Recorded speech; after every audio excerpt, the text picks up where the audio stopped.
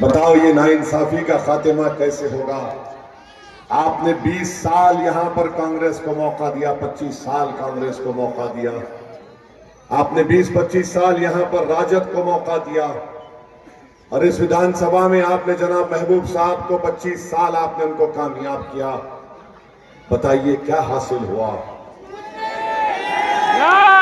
क्यों आप कुछ नहीं कर सके? इसलिए नहीं कर सके क्योंकि आपकी आवाज को पटना की कुर्सियों पर बैठने वाले जालिमों के सामने कोई आंख में आंख मिलाकर उनको डराकर आपकी दास्तान को नहीं बयान कर सके। और हर बार आते हैं, चुनाव आ गया तो सरकार बदलना है। सरकार बदलने से क्या सीमांचल बदलता है? सीमांचल उसी वक्त बदलेगा जब सीमांचल की तड़प रखने वाला बेटा या बेटी की विधानसभा में जाकर यहां की जनता की गुर्बत और उनकी कमजोरी को बयान करके उसका हक दिलवाए। 20 साल से महबूब साहब जीत रहे हैं। मैं गरीब हूं, मैं गरीब हूं। महबूब साहब मुझे कहने दीजिए, बलरामपुर में सबसे दौलतमंद आप और आपका भाई है। मेरे अजीज दोस्तों, और फिर बीजेपी, नीतीश कुमार, सुशासन बाबू, 20 साल से नीतीश कुमार सरकार में है। 2020 में भी आए थे, चाचा बोल रहे थे मुझे जिता दो, भतीजा बोल रहा था मुझे जिता दो। तो चाचा कभी मोदी के साथ बैठकर चाय पी लिए तो कभी भतीजे को ना खिला दिए। ये धंधा हो रहा है, धंधा। और आपको बता रहे हैं, बीजेपी जब आती है सीमांचल को, प्रधानमंत्री आते हैं तो घुसपैठिया कहते हैं। आज भी अरारिया को आए और घुसपैठिया का नाम लिया। बताओ मेरे अजीज दोस्तों, बुजुर्गों, सीमांचल में एक सेंट्रल यूनिवर्सिटी नहीं है। सीमांचल में एक सेंट्रल यूनिवर्सिटी नहीं है। सीमांचल में कुछ नहीं है। आज प्रधानमंत्री अरारिया आए थे, सुनो उनकी जबान से वो क्या कह रहे हैं।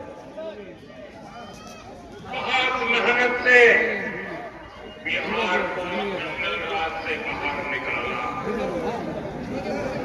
2014 में डबल इंजन की सरकार बनने के बाद बिहार के विकास में नई तेजी आई है। पटना में IIT खुली है, बोधगया में IIM खुला है, पटना में एम्स खुला है, दरभंगा एम्स का काम तेज गति से चल रहा है। अब बिहार में नेशनल लॉ यूनिवर्सिटी भी है, भागलपुर में पीपल्स IT भी है। बिहार में एक नहीं, दो नहीं, बल्कि 4 सेंट्रल यूनिवर्सिटी भी स्थापित की गई है। साथियों, एनडीए सरकार में गंगा पर 4 बड़े पुल बनाए गए हैं। ये तो ये आपने सुन लिया, पटना में गंगा पर 4 पुल बनाए गए हैं। सीमांचल का यतीमों का इलाका है कि यहां पर ब्रिज पुल नहीं बन सकता। प्रधानमंत्री नीतीश कुमार, तेजस्वी, बताओ।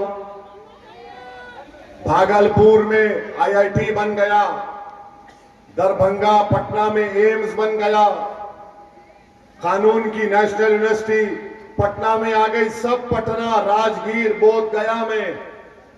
सीमांचल में एक यूनिवर्सिटी नहीं है। अलीगढ़ मुस्लिम यूनिवर्सिटी का कैंपस किशनगंज में है, जो टीन एस्बेस्टस के शेड पे चलता है। बताओ मेरे अजीज दोस्तों और बुजुर्गों, कब तक आप सिर्फ वोट डालने वाली मशीन बनकर रह जाएंगे? आप किसी के वोट बैंक नहीं है, आपको शहरी बनना है। अगर आप शहरी बनेंगे तो आपको आपके हुकूक मिलेंगे। सीमांचल को हर एतबार से पीछा करके रख दिया गया। यहां पर कभी हम गाड़ी में बहुत बार गए, नमाज पढ़ने के लिए मस्जिद में गए, तो नमाज पढ़ के वापस आने के बाद 8 साल के 13 साल के बच्चे खड़े रहते हैं। एक तरफ बुजुर्ग, एक तरफ हमारी माँ और बहनें खड़े रहती हैं। हमारी आंखें तरस जाती हैं नौजवानों को देखने के लिए। तो मालूम हुआ वो नौजवान 16 साल की उम्र में पलायन कर चुका है, कभी हैदराबाद तो कभी पंजाब, जालंधर, लुधियाना, दिल्ली, मुंबई में जा चुका है। और प्रधानमंत्री यहां पर आकर कहते हैं ये बना, ये बना। क्या तुमको मालूम मेरे भाई, 90% मुसलमान बिहार के इंटरमीडिएट की तालीम मुकम्मल नहीं करते हैं। सबसे ज्यादा मखरूज अगर कोई बिहार में है तो मुसलमान है। गांव में रहने वाला मुसलमान महीने को 2630 रुपये कमाता है। बताओ सीमांचल की जनता, क्या अब भी तुम बेदार नहीं हो गए? तो क्या सुबह कयामत की सूर की आवाज सुनकर बेदार हो गए? अगर बेदारी का सबूत देना है तो 11 तारीख को पतंग छाप कोट बटन दबाना पड़ेगा आपको। सीमांचल के इंसाफ के लिए आपको वोट डालना है। बहुत हो चुका, पार्टी बदलेंगे, पार्टी सरकार बदलेंगे। मेरे भाई अब के बार एक काबिल आदिल हसन को कामयाब करिए। और आप जानते हैं कि बिगलूर हाट में 29 पंचायत है, ब्लॉक नहीं बनाया जाता। क्यों नहीं बनाया गया?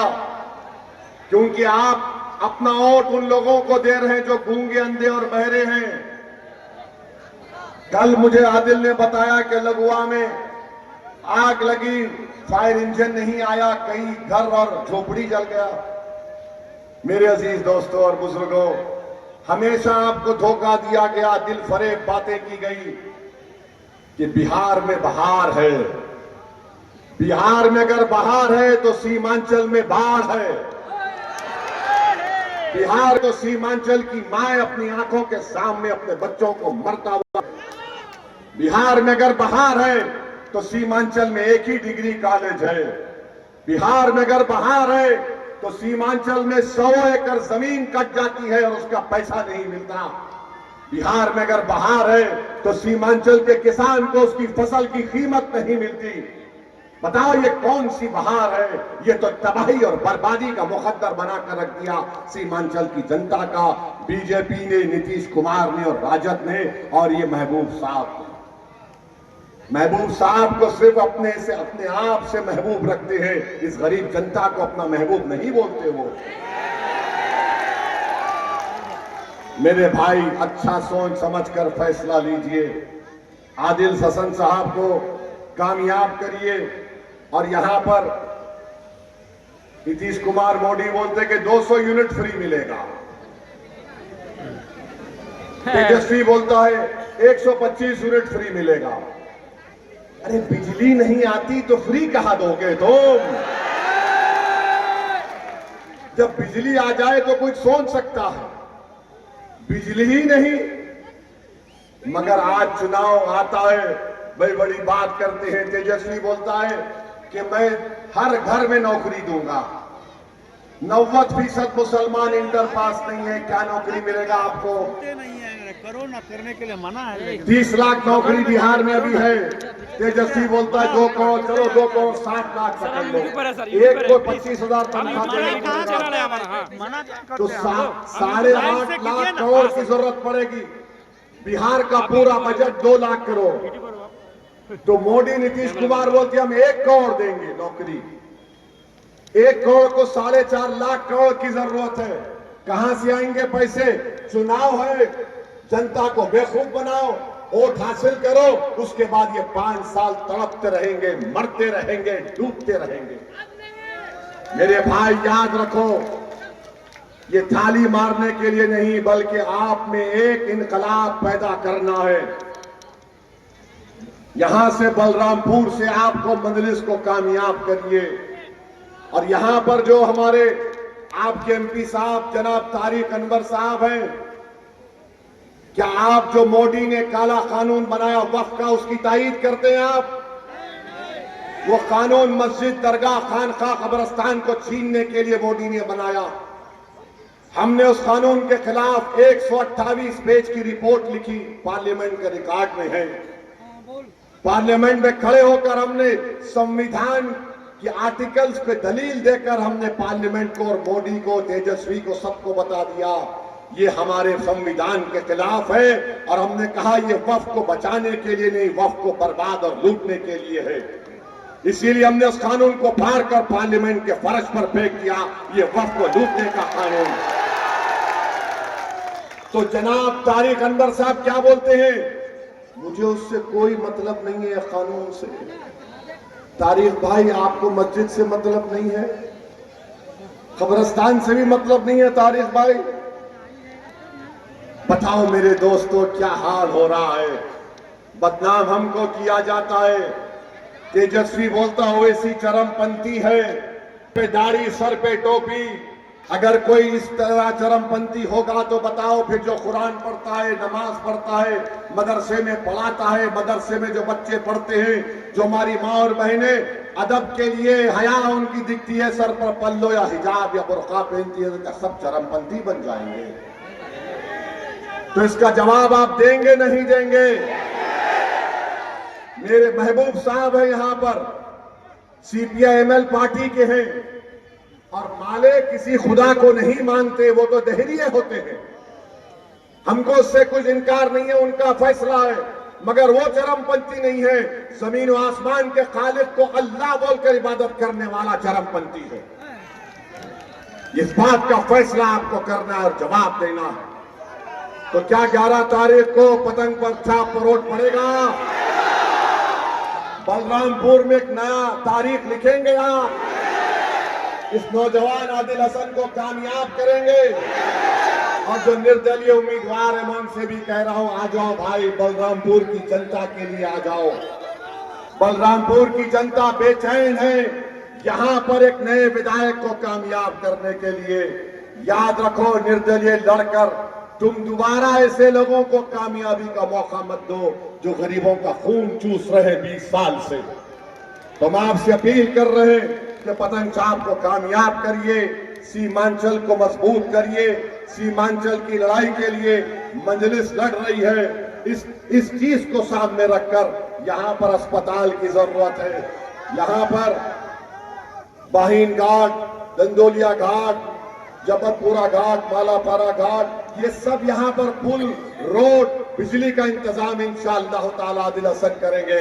तो लगाइए हमारे साथ, सीमांचल जिंदाबाद, सीमांचल जिंदाबाद, पतंग छाप जिंदाबाद, नारे तकबीर। मैंने सुना कि महबूब साहब को बड़ा तकलीफ होती है नारे तकबीर से।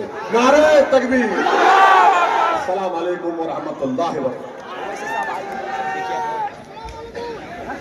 देखो देखो कौन है, और देखो देखो कौन है, आदिल हसन जिंदाबाद, जिंदाबाद जिंदाबाद। पैसे जिंदाबाद, पैसे जिंदाबाद। अरे गाड़ी खोले ना, अरे इनको बैठ